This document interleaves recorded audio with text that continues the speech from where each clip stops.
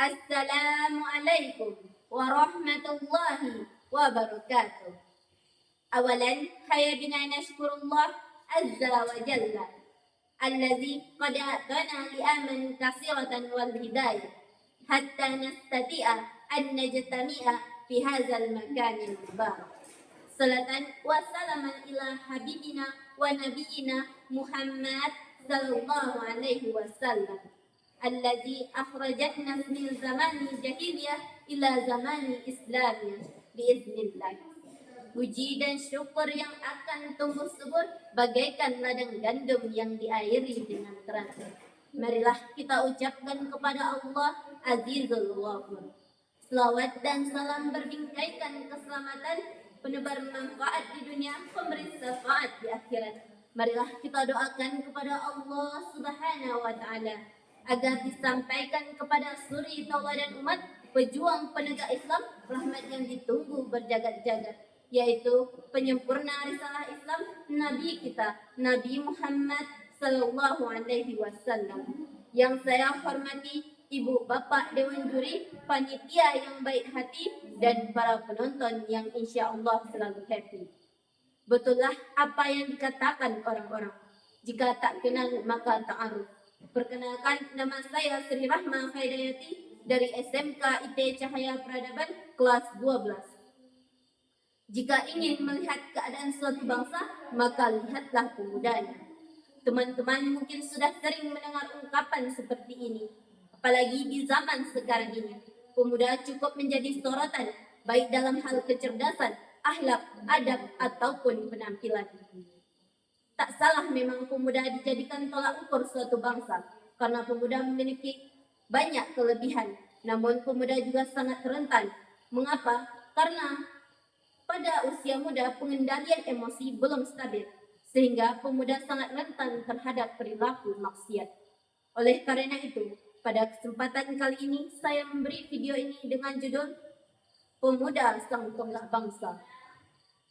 Tahukah teman-teman bahwa dalam hadis yang diriwayatkan oleh Ahmad, At-Tabrani dan Ad-Darimi, Rasulullah sallallahu alaihi wasallam bersabda, "Khairun nas anfa'uhum linnas." Sebaik-baik manusia adalah yang paling bermanfaat bagi manusia. Namun sayang, pada zaman sekarang ini banyak kita temukan pemuda-pemudi yang akhlaknya sudah tidak steril lagi. Banyak kita temukan pemuda dan pemudi yang bertelanjang dada, bertelanjang paha, bahkan tanpa busana, berjoget ria di mana-mana, semua serba dicoba. Pemuda yang seharusnya menebar manfaat malah menebar kemaksiatan di sepanjang jalan. Imam Al-Ghazali berpendapat bahwa akhlak adalah sesuatu yang menetap di dalam jiwa, lantas muncul dalam perbuatan tanpa perlu dipaksakan. Seandainya generasi Islam saat ini memiliki akhlak Al-Quran yang tak hanya sekedar penghafal Al-Quran, namun mampu menerapkan dalam kehidupan sehari-hari. Bukan siang hafalan, malam sayang-sayangan sama yang bukan mahramnya. Dalam Quran surat Al-Kahfi ayat 13, Allah berfirman, "A'udzu billahi minasyaitonir rajim.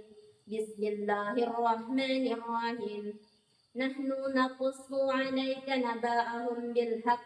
Innahum fityatun amanu bi rabbihim wa zidnahum huda." Yang artinya, kami ceritakan kepadamu Muhammad kisah mereka dengan sebenarnya. Sesungguhnya mereka adalah pemuda-pemuda yang beriman kepada Rabb mereka, dan kami beri petunjuk kepada mereka.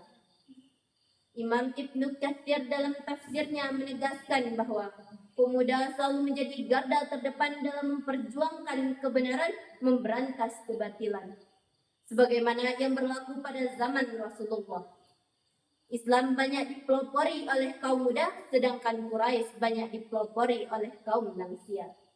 Dalam Quran surat Ar-Rum ayat 54, Allah menjelaskan bahwa masa muda adalah kondisi fisik yang paling sempurna di antara dua fase, yaitu fase anak-anak dan fase lansia.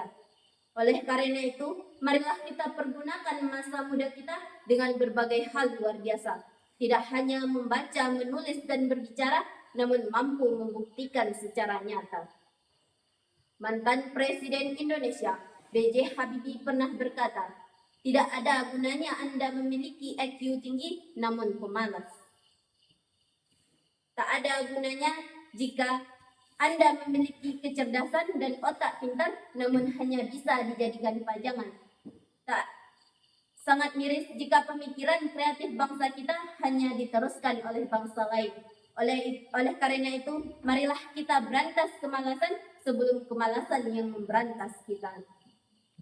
Dapat kita simpulkan bahwa jika ingin menjayakan Indonesia dan Islam, maka pemuda dan pemudinya haruslah memperbaiki akhlak dan pola pikirnya.